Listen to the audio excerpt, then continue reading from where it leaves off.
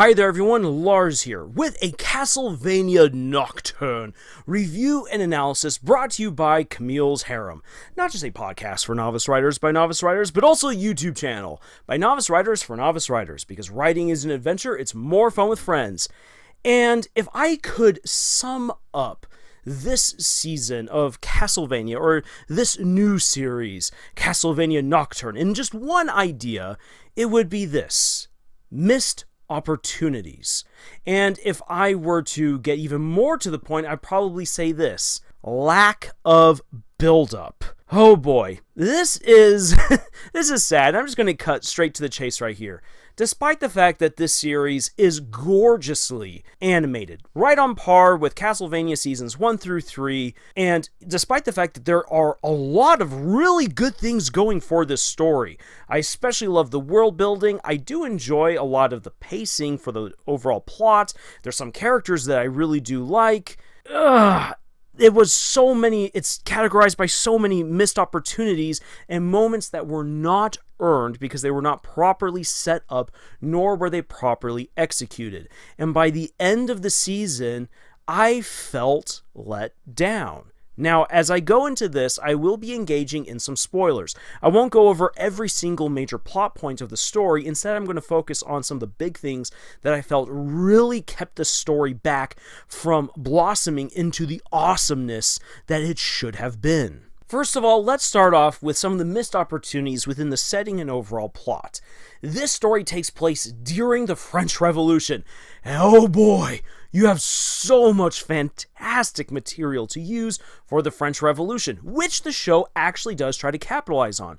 The relationship between the nobility, the church, and the vampires, and how this has been used to oppress the regular people, the peasantry, the shop workers, the farmers. All of those people have been oppressed by this unholy triad of individuals and power players. And so, through this French Revolution, the vampires find their cozy situation in Western Europe completely upended by the violence that's been going on. The church is scared of what's happening to it. Of course, the nobility is pushing back. Historical events are flowing, and it's neat to see a story take place in all of that. The vampires begin congregating in order to take their revenge on the uprising peasants. Now then, this is already where one of the missed opportunities comes into play, because the vampires are shown immediately to have so much more power over the peasants than they have over them.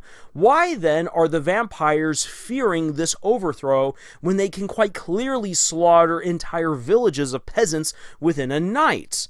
This is where one of the missed opportunities comes in. Why isn't Richter and Maria just going through France, annihilating noble vampires, and thereby sending them to flight?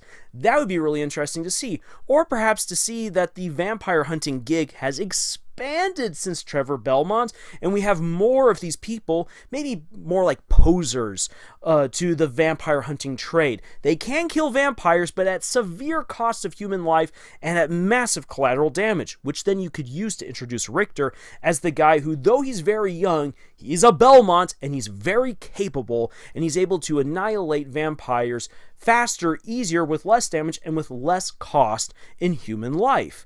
This would be an amazing way to help show just how amazing Richter and Maria are in comparison to everyone else, and to give the vampires legitimate fear of the French uprising. And this flows into my next big complaint, that Richter and Maria, who are set up to be two of the three main characters to the series, have so little characterization.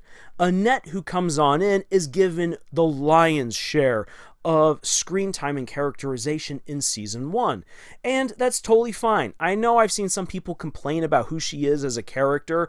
Personally, I thought it wasn't too bad. And if you look at the original Castlevania series, everyone's a bit of an asshole. So I'm just going to say that she fits right on in. The problem is that she really sticks out like a sore thumb, either for good or for bad, because Maria and Richter are not given the same attention attention to detail, especially Maria. Maria is so one-dimensional, she is as flat as the character is drawn on the screen. Richter actually has a whole lot of potential to him, but he's just not given enough. More screen time is given to Annette or to all of the other convoluted things that are happening, and as such, he loses very crucial screen time. When you compare him to Trevor Belmont within the first season of Castlevania, by episode 2, you understand Trevor Belmont, and you are just buckled up for the ride of his life, even though he is only one of the main characters throughout that entire series. But you know Trevor Belmont by episode 2. By the end of the series, or by the end of the season for Castlevania Nocturne, I am only beginning to understand who Richter is as a character. And that's not good, because I'm not therefore cheering for him. And I could care less about Maria. I care more about the Abbot. And that's probably a horrible thing by what the show is telling me. I care more about the Abbot because he's a Maltese hospitaller knight. That is cool. Just based on my understanding of history, he's already better than Maria and Richter despite being a villain. That's not okay in a story where you're supposed to root for the heroes. So because Maria and Richter are not given enough characterization, they don't stand next to Annette in terms of how much you care about them. You're not necessarily rooting for them, you're just along for this highly convoluted plot. And that is my next point of complaint, of critique for this story. Here's the thing, I actually enjoy the setup for what's all happening, for what's happening with the French Revolution, what the vampires are plotting, what the different players within this village are doing, all of that. I actually do enjoy it.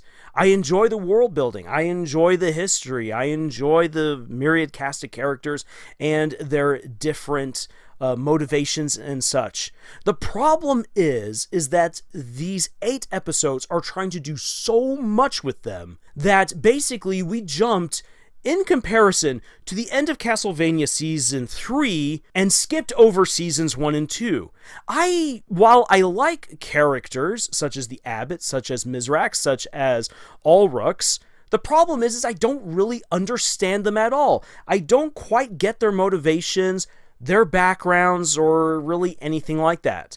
What we have right here is we have a very classic problem that plagues writers, and this is one that I myself have run up against, where you have such a big story that takes up so much time, and you have main characters who you need to give attention to, that all these other side characters that you want people to like, you then say, okay, what's one side chapter, or what's one scene that I can do exquisitely well that will give people an understanding of this character that I want them to like so much?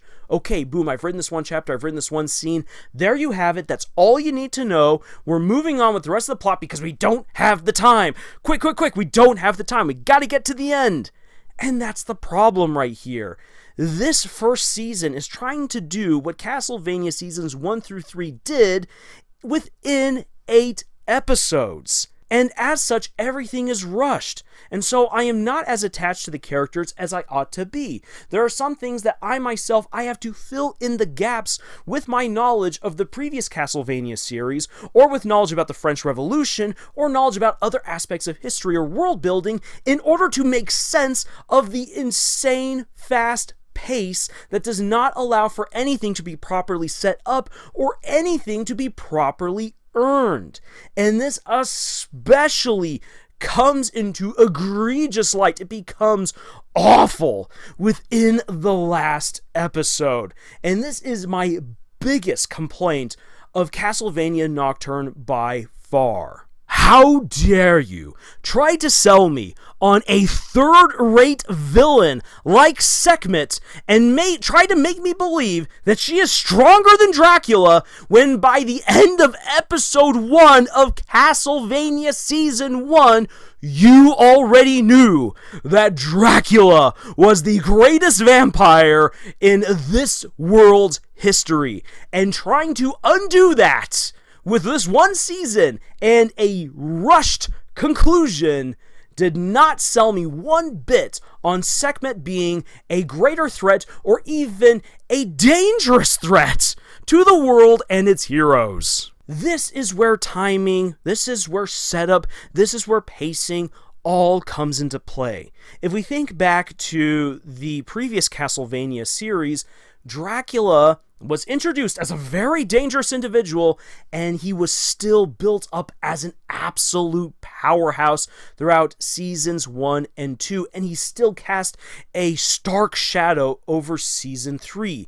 He was the lord of all vampires, and he proved it. He proved it by how, just through sheer force of will, he was able to cow all the other vampire lords and make them fall in line with a plan that was going to lead to their deaths.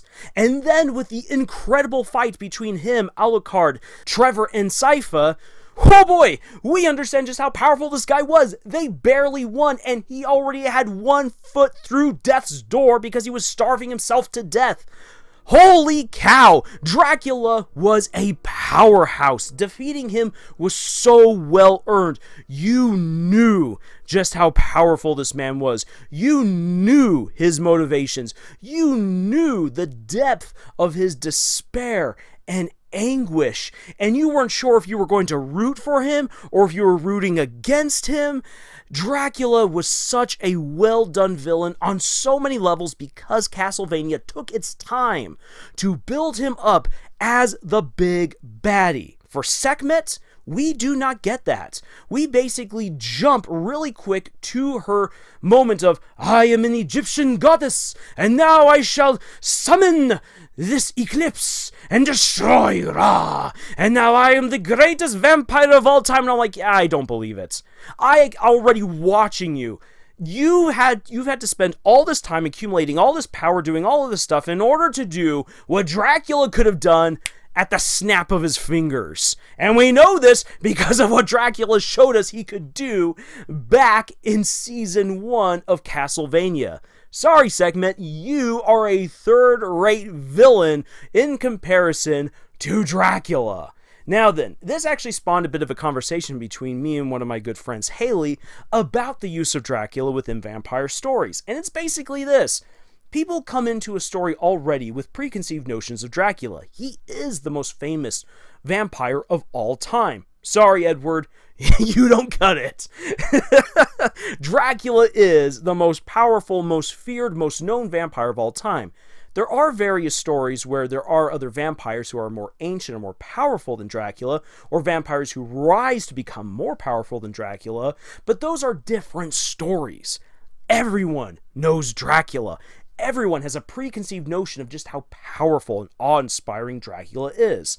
So if you wish within your story to bring in a villain or a hero who is greater than Dracula, you need to do the legwork and prove that that character is more powerful, is more awesome, is more threatening than Dracula. Sekhmet didn't cut that at all because she was so rushed as a character. Oh sure, she was talked about, but we never got to see her power until she showed up, and then when she shows up, I enthrall humans by them looking at me, and I like virgin girls, and they just swoon for me, and I drink their blood. I torture people here and there. I can apparently slap someone so hard that they go through a wall. So what? Dracula could do all of that and more! Sekhmet did not prove herself capable or more powerful than Dracula in any kind of way, and neither did any of her underlings.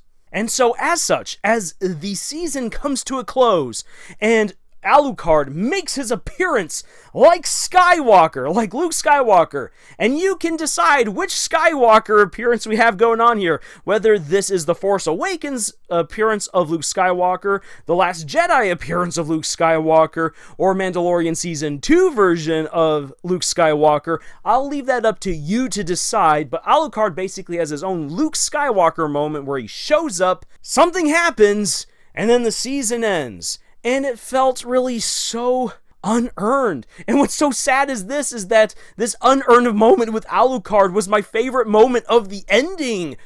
Because at least I understood Alucard. All the other characters, all these other things, all this setup was just unearned. It was rushed. It didn't work. And that was because the pacing was too relentless. The pacing of this season was too relentless to not give us the chance to get to know Richter better, or to give Maria a chance to even improve or show herself as a character other than a very bland, one-dimensional French revolutionary who sounded stupid because of how they wrote her dialogue. She could be an absolutely amazing character, but I don't know, because they didn't give her the time to be developed, and her dialogue sucks.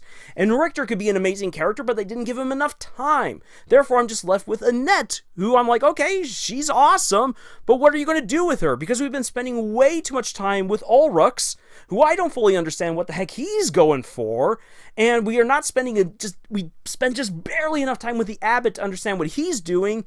And Sekhmet, we don't spend enough time with her to really get to appreciate that she could be a great villain. So, it's just, the pacing was too relentless. They needed more time to explore the world, explore what they were doing within that world, to explore the characters of this world. Pacing really screwed over Castlevania Nocturne, in my opinion. And the problem is that all other subsequent seasons of Castlevania Nocturne are going to have to really pull their weight over time to make up for these deficiencies. And that's not okay. This is something that needed to be resolved earlier on. So what can you do? I've said before that pacing is one of the hardest things to get right as a writer. So honestly, what they need to do is they need to say, okay, what are we trying to do within 8 episodes?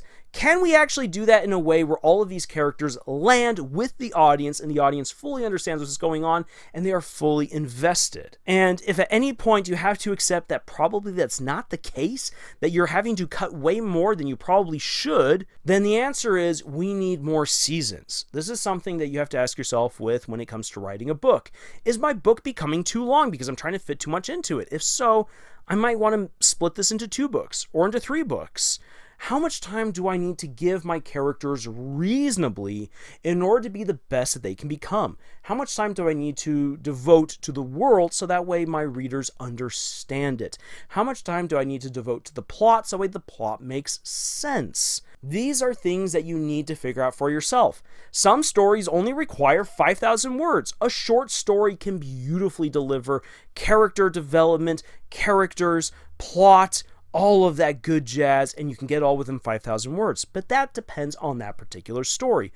Other stories require a 300,000 word book, and that's totally fine as well, but you need to figure out what works best, what pacing works best in order to give your characters enough time to develop, to shine, to connect with the audience, and to make sure that everything else that goes with them, the world, the plot, and so forth, also makes sense and again connects with the audience. Castlevania Nocturne did make sense to me, and I enjoyed it as much as I could for what it was, but as I said earlier, I was having to fill in a lot of gaps myself, and I was paying attention. I was sitting down, making sure I wasn't doing anything else while watching this show, and I was just like, I'm having to work too hard to make sense of this. That's not good. That's not okay. And it came down to the relentless pacing, the lack of proper setup, the lack of proper build-up, and just trying to make me care about certain characters through 1 or 2 scenes that were meant to be really impactful, and sure,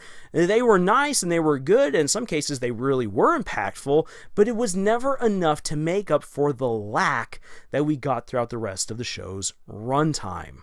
As a result, Castlevania Nocturne is a bit of a letdown, and that's really disappointing to say. So, we'll have to wait and see what happens with the next season, but hopefully my critique at least helps you to better understand why the show might not land well for you, and if you're a writer, might help you to rethink some of the things that you're doing within your own stories, that way you can make the best of it. But in any case, those are my thoughts, my review, my analysis of Castlevania Nocturne. Let me know what your thoughts are if you've seen it in the comments below. And if you're looking for more writing advice, especially if you are a novice author yourself, then please feel free to check out our other videos here. Head on over to our podcast, Camille's Harem. And if you'd like to support the work that we do here, please check out all of our other works. Check out the books that we ourselves have published. They're in the description below. But otherwise, thank you so much for joining us on this adventure that we call writing. And until the next video, y'all, tschüss.